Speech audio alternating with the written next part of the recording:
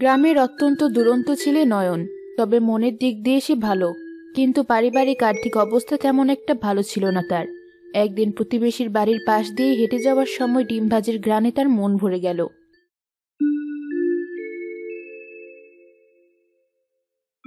ও, চাচি আজ বুঝি খিচুড়ি রান্না করেছো? তোমার বড় ছেলে তো ডিম ভাজি দিয়ে খিচুড়ি খেতে অনেক ভালোবাসে, তাই না? বাসবেই না কেন? এমন শীতের সকালে ডিম ভাজি খেতে সবাই ভালোবাসবে। হ্যাঁ, আমার বড় ছেলেটা ডিম ভাজি আর খিচুড়ির জন্য অনেক পাগল। শহরে থেকে পড়াশোনা করে তো, সেখানে কি খায় না খায় আমি তো আর দেখতে পারি না। আর তাই যখন ও বাড়িতে ছুটিতে আসে ওর জন্য খিচুড়ি আর ডিম ভাজা করি। আমার মাও খুব ভালো খিচুড়ি রান্না করতে পারে। আমার বাবা যখন সুস্থ ছিল তখন আমার মা প্রায় 2 দিন পর পর ওই খিচুড়ি রান্না করতো। এখন তো বাবা আর কাজে যেতে পারে না, বাড়িতে তেমন একটা বাজার হয় না। তোদের ভাগ্যটাই তো খারাপ। তোদের আর্থিক অবস্থা একদিন অনেক ভালো ছিল, তোর বাবা ব্যাগ ভরে ভরে বাজার নিয়ে আসতো। কিন্তু ভাগ্যের নির্মম পরিহাস, সুস্থ সবল মানুষটা হঠাৎ করেই অসুস্থ হয়ে গেল। এখন ঘরে বসে বসেই দিন কাটছে। আমি বরং বাড়িতে যাই, গিয়ে অনেকগুলো কাজ করতে হবে। মায়ের হাতে হাতে একটু সাহায্য না করলে আর চলছে না। আরে দাঁড়া, একটু খিচুড়ি খেয়ে যা, ডিম ভাজি কিন্তু শেষ হয়ে গেছে। না না চাচি, মা আমার জন্য গরম গরম ভাত রান্না করে রেখেছে, সেই ভাত খেয়েই আমি স্কুলে যাব। এখন তবে আসি, আমার জন্য দোয়া করবে চাচি, আমি যেন আমার মা বাবা আর ছোট বোনটার খেয়াল রাখতে পারি। আহারে, এত ছোট বাচ্চা, অথচ ঘাড়ে তোর কত দায়িত্ব। আরেকদিন তোকে মজা করে ডিম ভাজি করে খাওয়াবো।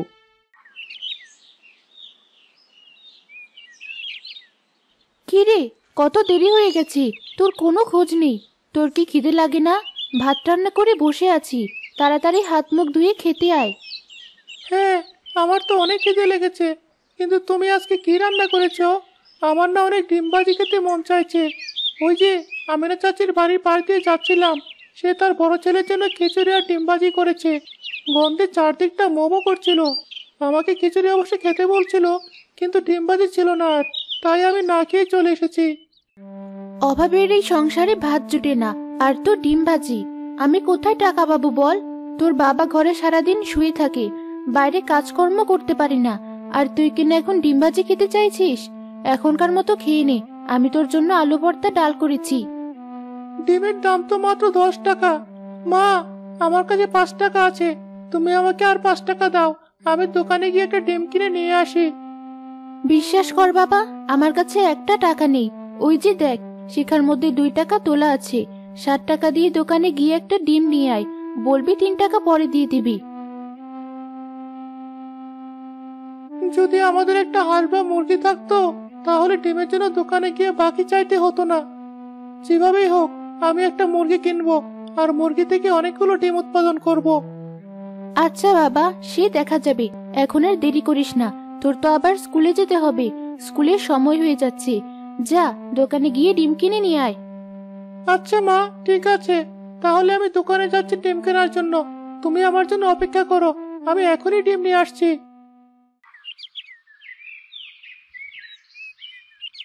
ও কামাল ভাই, কেমন আছো? তোমার সাথে অনেকদিন পর দেখা হলো। আজকে সকাল থেকে অনেক ডিম ভাজি খেতে ইচ্ছে করছে, দাও থেকে একটা ডিম। আমার কাছে কিন্তু মোটে 60 টাকা আছে। মাত্র 60 টাকা? আজকাল ডিমের দাম তো অনেক বেশি। এই টাকায় তোকে কে ডিম দিবে?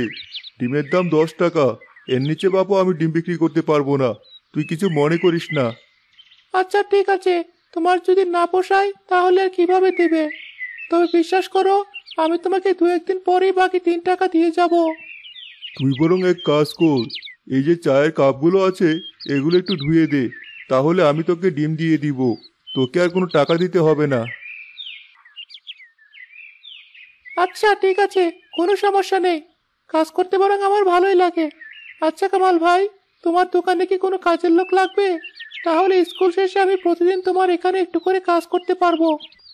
আমার দোকান তো অনেক ছোট, তোকে আমি অনেক বেশি বেতন দিতে পারবো না, কিন্তু মাসে কিছু হাত খরচা দিতে পারবো। যদি কাজ করতে চাস তাহলে আগামীকাল থেকে আমার দোকানে চলে আসিস। আচ্ছা ঠিক আছে, আমি আগামীকাল থেকে স্কুল শেষ করে তোমার দোকানে চলে আসবো। কিন্তু তুমি মাকে কিছু বলো না, তাহলে মা কিন্তু অনেক কষ্ট পাবে। আমাকে নিয়ে আমার মায়ের অনেক স্বপ্ন, আমি পড়াশোনা করে ভালো কিছু করব, কিন্তু আমার বাবা খুব অসুস্থ, চলতে ফিরতে পারে না, তাই আমি কিছু একটা করতে চাই। আমি জানি, তোর বাবা যখন সুস্থ ছিল তখন তো তোদের আর্থিক অবস্থা অনেক ভালো ছিল। ঠিক আছে, কোনো ব্যাপার না, তুই কাল থেকে আবার এখানে চলে আসবি।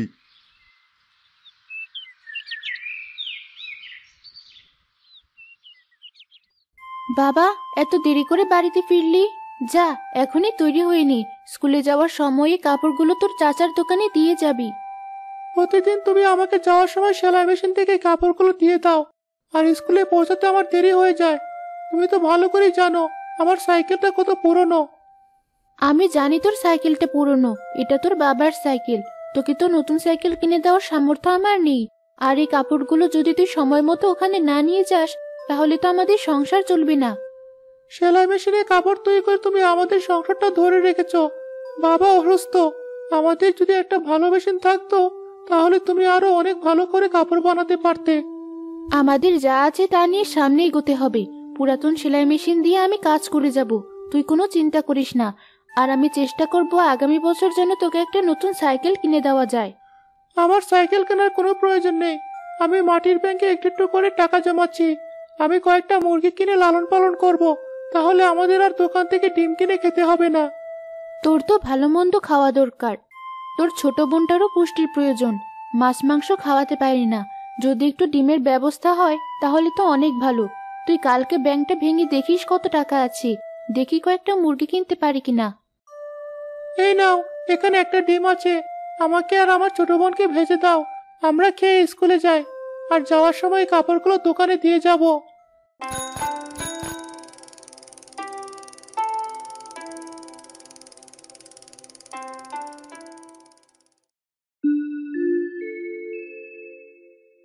স্যার, ভিতরে আসবো? এসো। কি ব্যাপার, তুমি আজকেও দেরি করে এসেছো? তোমাকে আমি প্রতিদিন বলি তাড়াতাড়ি ক্লাসে ঢুকবে, আমি তো পড়ানো শুরু করে দেই। এভাবে দেরি করে আসলে তো তুমি কিছুই বুঝতে পারবে না।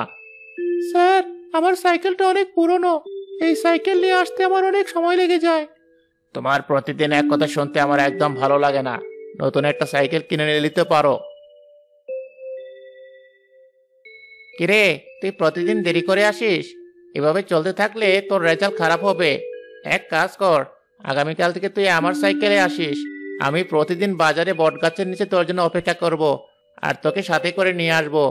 আর বলিস না, সকালবেলা মা বললো তার বানানো কাপড়গুলো দোকানে গিয়ে ডেলিভারি দিয়ে আসতে, তাই দেরি হয়ে গেছে। কি করব বল, সংসারে আমি ছাড়া আর কেউ নেই। আমার বাবা তো অসুস্থ, তুই ভালো করেই জানিস। ঠিক আছে ঠিক আছে, তুই কোনো চিন্তা করিস না।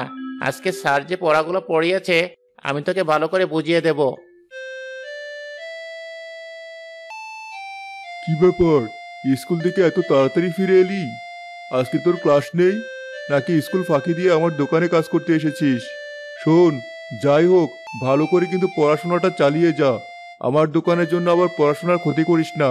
তোর মার কিন্তু তোকে নিয়ে অনেক স্বপ্ন। আজকে স্কুল থেকে হেঁটে চলে এসেছি।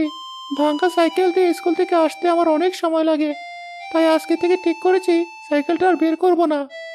তাহলে সাইকেলটা বিক্রি করে দে, বিক্রি করে নতুন একটা সাইকেল কিনে নে। নতুন সাইকেল কেনার মতো সামর্থ্য আমার নেই। এই যে আমার দোকানে কাজ করছিস, এই টাকা দিয়ে তুই কি করবি? তোমার দোকানে কাজ করছে একটা বিশেষ কারণে।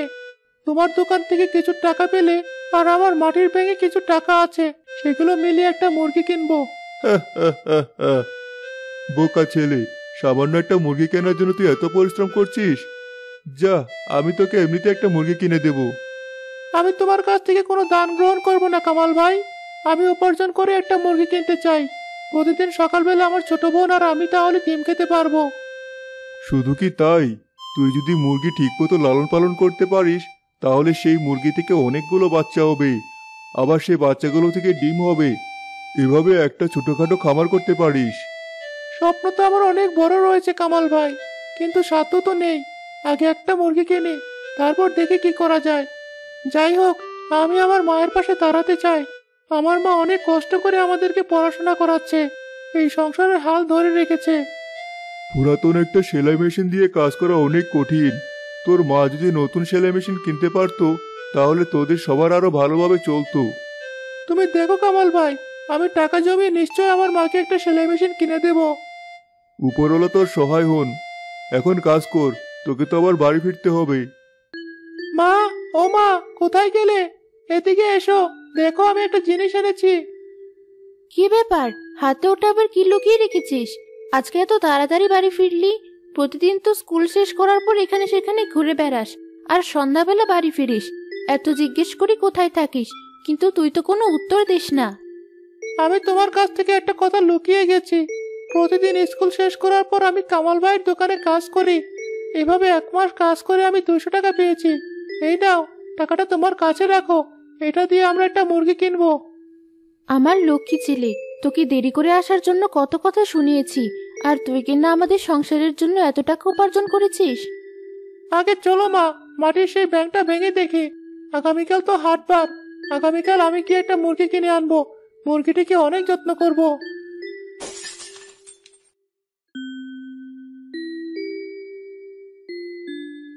মা, কোথায় গেলে? দেখো, কত সুন্দর একটা মুরগি কিনে এনেছি। এই মুরগিটার একটা ভালো নাম দাও দেখি। তুই তো অনেক ছোট্ট একটা মুরগি কিনেছিস, এত ছোট মুরগি তুই পালন করতে পারবি? এই নিয়ে তুমি কোনো চিন্তা করো না। আমি মুরগিটিকে অনেক আদর করে যত্ন করে বড় করব।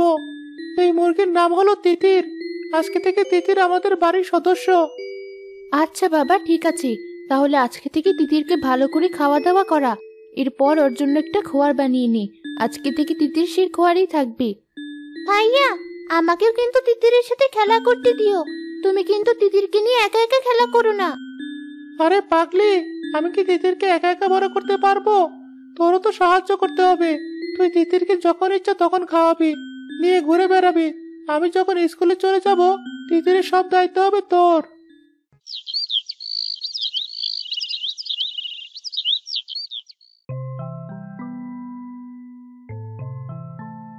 মিলি, মিলি কোথায় গেলি?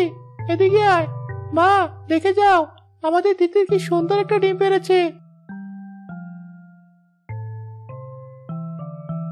চলো, এই ডিমটা আমরা ভাজি করে সবাই মিলে ভাগ করে খাই। এই পোকা ছেলে, এই ডিম যদি তুই খেয়ে ফেলিস তাহলে মুরগি হবে কোথা থেকে? এখন মুরগি যে ডিমগুলো পারবে সেগুলো জমিয়ে রাখ। তারপর ডিমে তা দিয়ে ও বাচ্চা ফুটাবে। তারপর ওই বাচ্চাগুলো লালন পালন করে বড় করব। আরে বাহ, এ তো খুব ভালো বুদ্ধি মা। ঠিক আছে, তাহলে এখন আর মুরগি ডিম ভাজি খাওয়ার কোনো দরকার নেই। চলো, আমরা ডিম এক জায়গায় লুকিয়ে রাখি।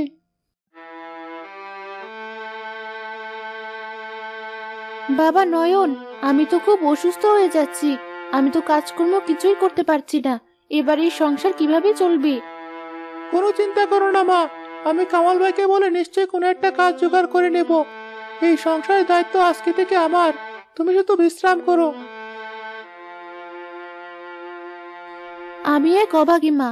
এ সময় আমার ছেলের স্কুলে যাওয়ার কথা, আর এখন সে কিনা এই সংসারের হাল ধরছে। এর চেয়ে আমার মৃত্যু হলে ভালো হতো।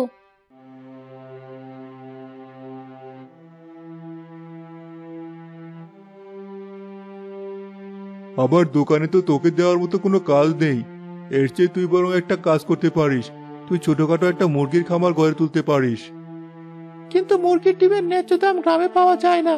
যদি ডিমগুলো শহরে বিক্রি করতে পারতাম তাহলে হয়তো ভালো মূল্য পেতাম।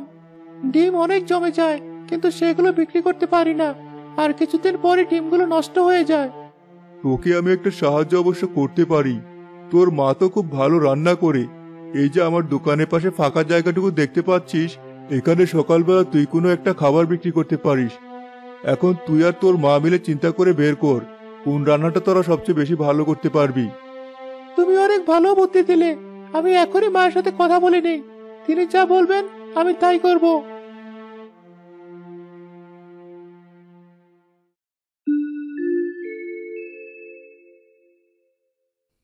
আরে বাহ, এ তো খুব ভালো বুদ্ধি। তাহলে চল, আমরা ডিম দিয়ে কিছু একটা তৈরি করি। তাহলে আমাদের ডিমগুলো বিক্রি হয়ে যাবে, আর বাড়তি লাভ পাওয়া যাবে। কিন্তু ডিমের তরকারির সাথে সবচেয়ে ভালো চলবে কি? আমার মনে হয় ভাত খুব একটা চলবে না। এর চেয়ে বরং খিচুড়ি করা যায়। শীতের সকালে খিচুড়ি আর ডিম ভাজা একদম জমে যাবে। মা তো অনেক ভালো খিচুড়ি রান্না করতে পারে। চলো, কালকে থেকে আমরা খিচুড়ি আর ডিম ভাজা বিক্রি করি। শীতের সকালে আমাদের দোকানে সবাই খিচুড়ি আর ডিম ভাজা খাবে। সাথে থাকবে স্পেশাল কোনো একটা আচার। তুই তো জানিস আমার ঘরে অনেক ধরনের আচার আছে। সবাই আচার খেতে পছন্দ করবে।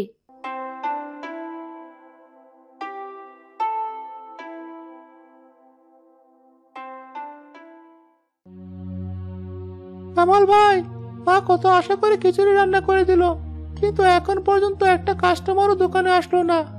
আমার মনে হয় না খিচুড়ি বিক্রি করতে পারবো। এই পুরো রান্না নিয়ে আবার বাড়ি ফিরে যেতে হবে। তুই শুধু শুধু চিন্তা করছিস। যখন সকালের নাস্তার সময় হবে তখন কাস্টমার আসতে শুরু করবে। আরে, এ দেখি নয়ন। বাহ, তোমার দোকান নাকি? খুব ভালো কাজ করেছো।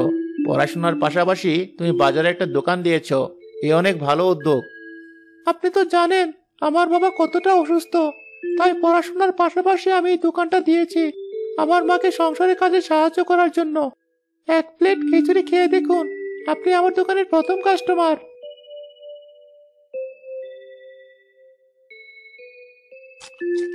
নয়নের এই খিচুড়ির কথা পুরো গ্রামে ছড়িয়ে গেলে সবাই অনেক মজা করে শীতের সকালে ডিম ভাজি দিয়ে খিচুড়ি খেতে লাগলো।